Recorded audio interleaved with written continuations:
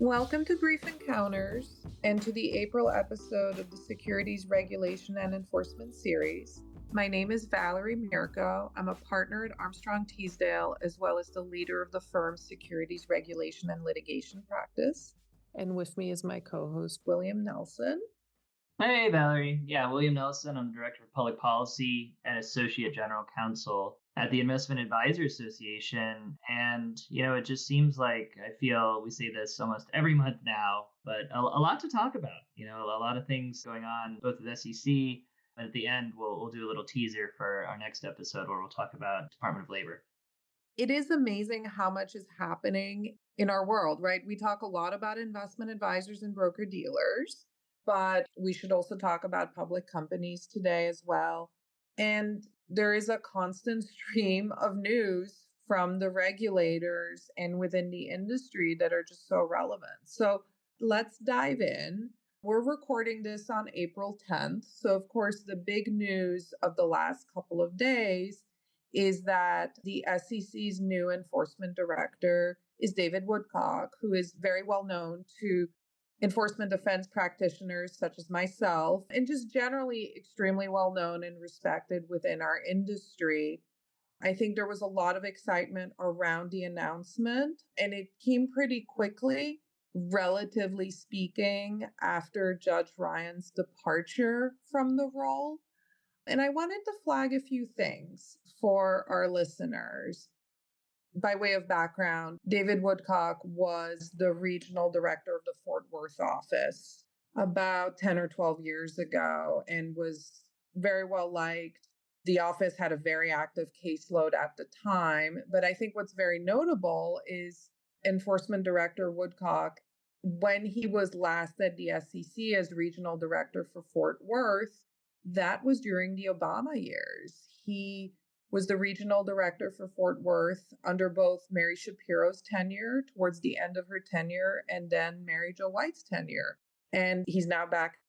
Well, what does this mean? I do think it's unusual to some extent to have somebody serve under two very different administrations. But it's also not that unusual when you think about the fact that the SEC is still an independent agency, it still has, a bipartisan commission in structure, not in practice right now. But it's something to keep an eye on.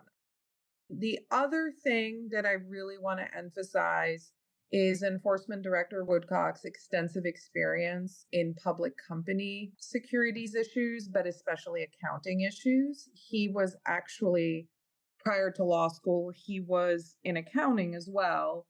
And at some point in his tenure, between leaving the SEC regional director role and now coming back, 10, 11 years later as enforcement director, in the time he was gone, he was a law firm partner, but he was also in-house at a large public company. So I do think that is all relevant to his point of view. It also really aligns with Chair Atkins's point of view in terms of looking at the SEC's mission very broadly and holistically and really examining the activities of public companies. So in terms of what comes next, we know that enforcement directors, as any division director, build their front office. They'll usually draw from existing staff. They'll sometimes bring in a couple staffers externally. But it will be interesting to see how this trajectory that began for the enforcement program in January of 2025 continues. And by that, I mean, and we've talked about this in past episodes, the trajectory has really been ever since Chair Gensler left the building and beginning even when acting Chair Ueda was leading the SEC before Chair Atkins began his role, we have seen a constant recalibration of the SEC's enforcement program. We've seen a very decisive step away from the off-channel progeny of settlements. We've seen recalibration around some of these settlements. And we've seen recalibration of the enforcement program as a whole. We've talked in past episodes about Chair Atkins's Wells speech during the government shutdown, combined with, a few months later, the changes to the SEC's enforcement manual. So the trajectory began in January of 25. It continued throughout the enforcement program under acting director Sam Walden. It continued during Judge Ryan's tenure as enforcement director. And we fully expect it to continue now under David Woodcock's leadership as enforcement director. So I think all I will say at this point is it's to be continued, but I fully expect Enforcement Director Woodcock to start making speeches. And I think we will be hearing about the Wells process and how it has been recalibrated and is on this new trajectory, and about the importance of due process and fairness. I think these themes will continue in terms of any public speeches or statements coming out of the enforcement division under their new director. Yeah, Valerie, and I completely agree with everything you just said. And it's really interesting, too, to think that, we talked about now Director of Enforcement Woodcock, institutional SEC, led the Fort Worth regional office years ago, and just a complete change in direction.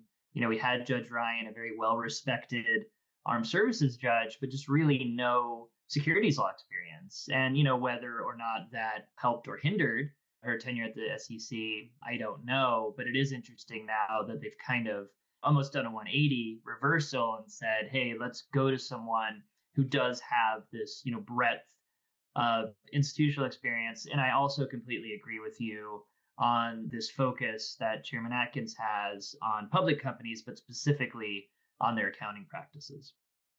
No, I think that's exactly right. And I certainly look forward to further digging into this once we start seeing some enforcement settlements. But, the reality of the life cycle of an enforcement investigation is that anything that settles in the next few months will have begun likely even before Judge Ryan's tenure, but definitely before Enforcement Director Woodcock's tenure. So it will be a little while before we start seeing settlements where the investigations actually began this year.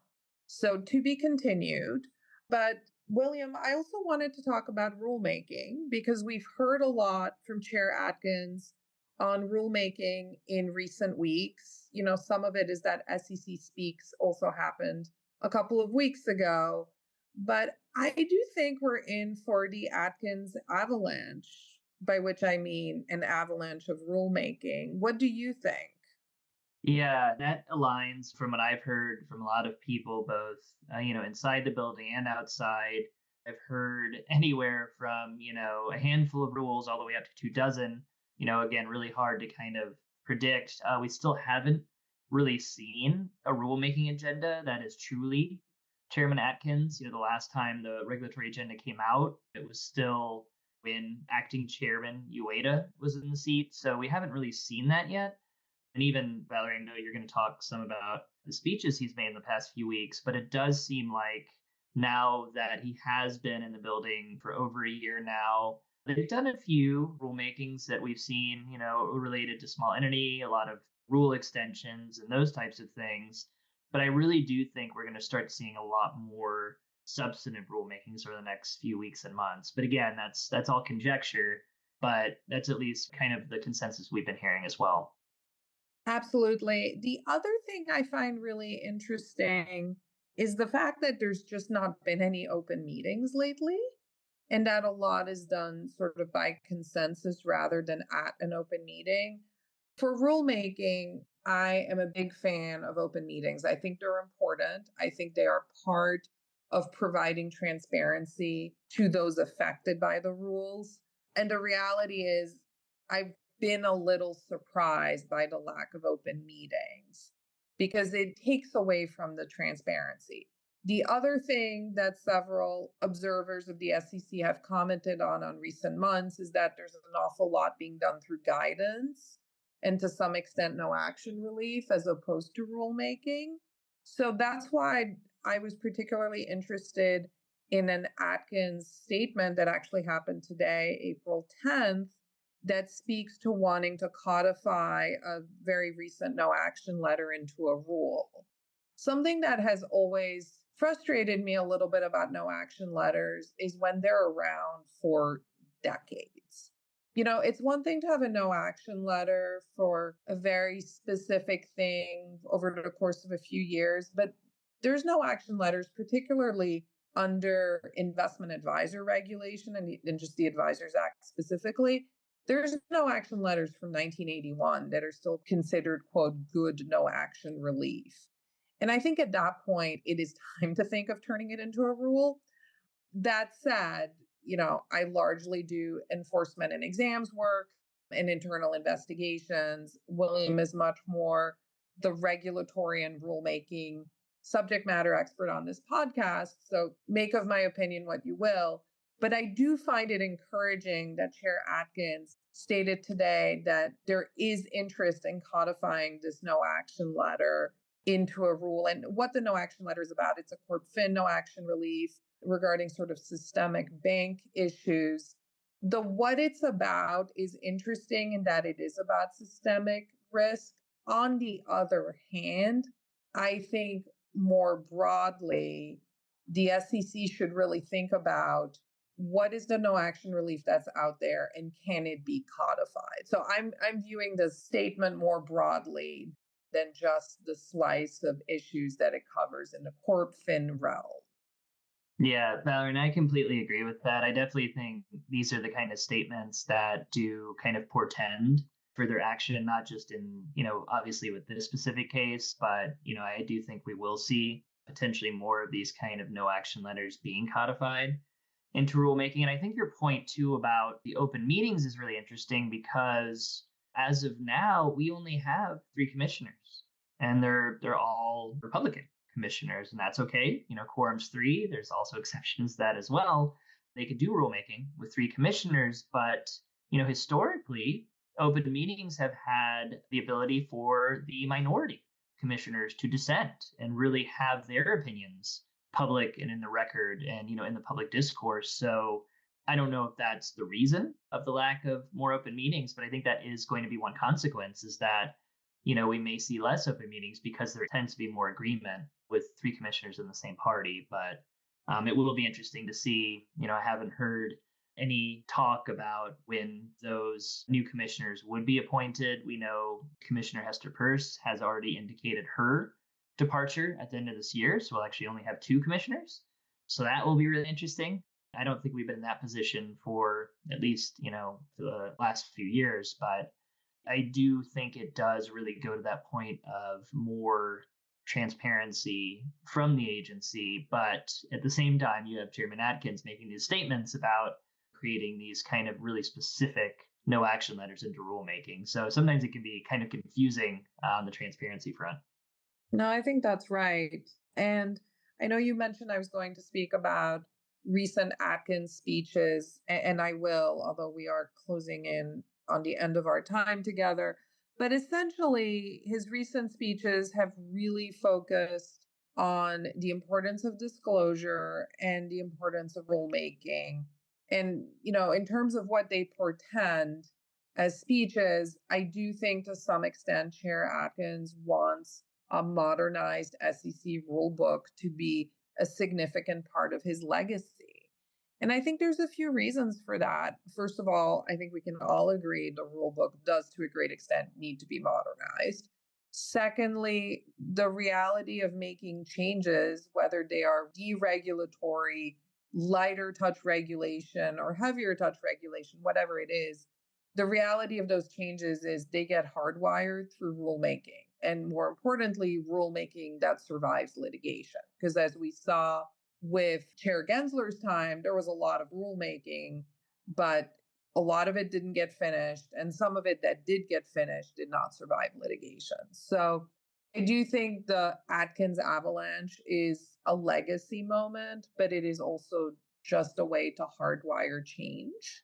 And then finally, again, it is time to modernize some of our SEC rules. I think the record keeping rules are a great example.